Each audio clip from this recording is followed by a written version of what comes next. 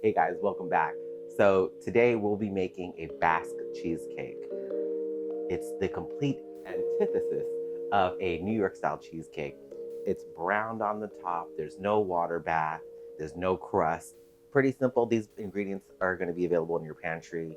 I always have cream cheese in my freezer and the rest always going to be there. So we have a pound and a half of cream cheese.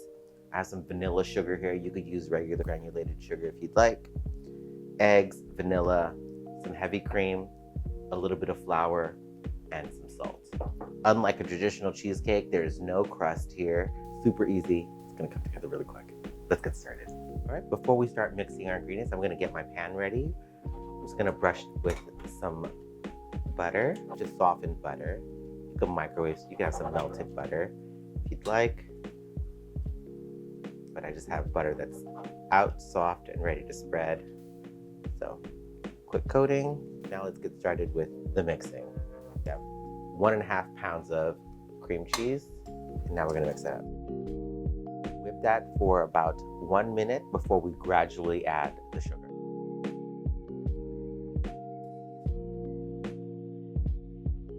And in between each ingredient, we're going to just scrape down the bowl to make sure that everything gets evenly incorporated. Don't skip this step. Don't be lazy. It makes a big difference in the end product.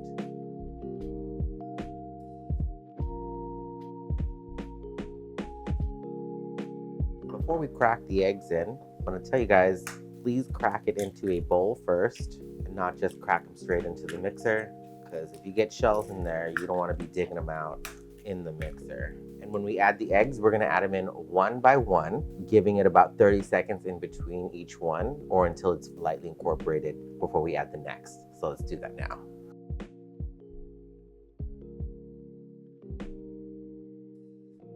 As you just saw there, 2 went in at once. Not the end of the world. They just don't want you to dump in all 5 eggs at once. Give another scrape down.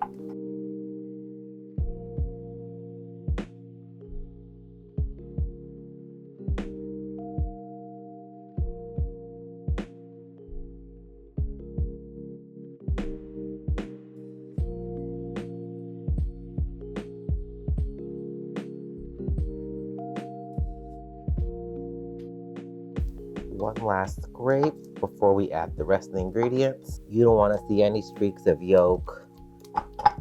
Get that all mixed in.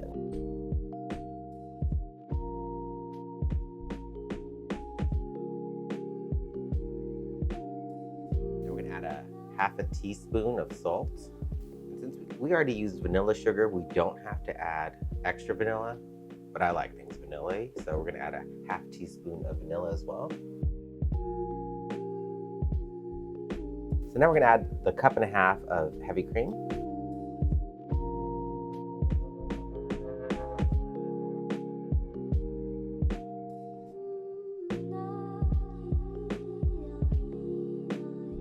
And for the final step, we're gonna do this by hand. There's no over mixing. You're not gonna over mix it because there's no leaveners or glutens that you're gonna develop, because it's just eggs and cheese right now. If you overmix it, the only thing is it has a little too much air in it, but that's not going to be a problem with this cheesecake. The last ingredient is going to be a 1/4 cup of all-purpose flour. I'm going to sift it in, so make sure that there's no lumps in it, and then we're going to fold it in.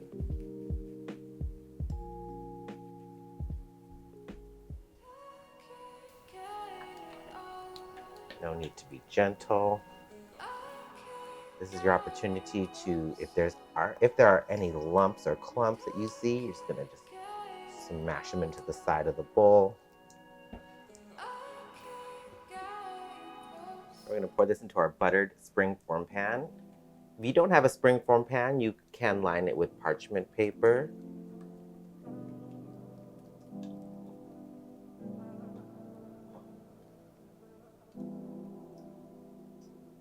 So since I have a springform pan, I usually wrap it up with foil so it doesn't leak, but I do have this handy dandy liner that will keep it from spilling.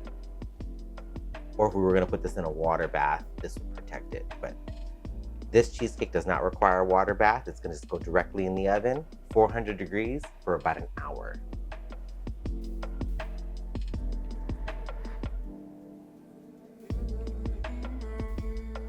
With this Basque cheesecake, I could have gone a little darker. I've seen it go really deep brown. With me used to making a New York style cheesecake, I was just like, I had to stop it there. But I have made this before and it has gone a lot darker and it's just fine. I think people prefer that deep, dark caramelized flavor. So if you wanted to take it a little further, you could. Look at that, all set. No crust. Let's cut into it. I usually just cut the cake in half and then I go from there. So, ooh-wee.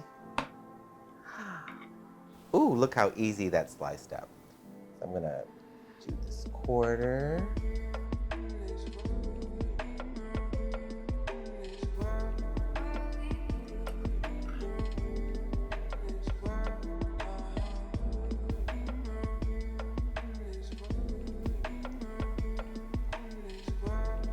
It is so rich and creamy, not too sweet, really light. I am missing the crust because I grew up with New York cheesecake. That's what I've been making for the past 2 decades. And it's a nice change up. I think this would be nice with some fresh berries, something to cut the richness. Other than that, like, it's one of the most perfect cheesecakes. It comes together so quickly and it gives you all the feels. It gives you all the taste of a cheesecake without the crust, without the work. Less steps of no water bath. I think people are intimidated by a cheesecake because there's a lot of steps and you have to baby it. You don't want it to crack. You want, New York cheesecake, if you have color, that's thin. This throws all those rules out the window and you end up with a really, really tasty dessert.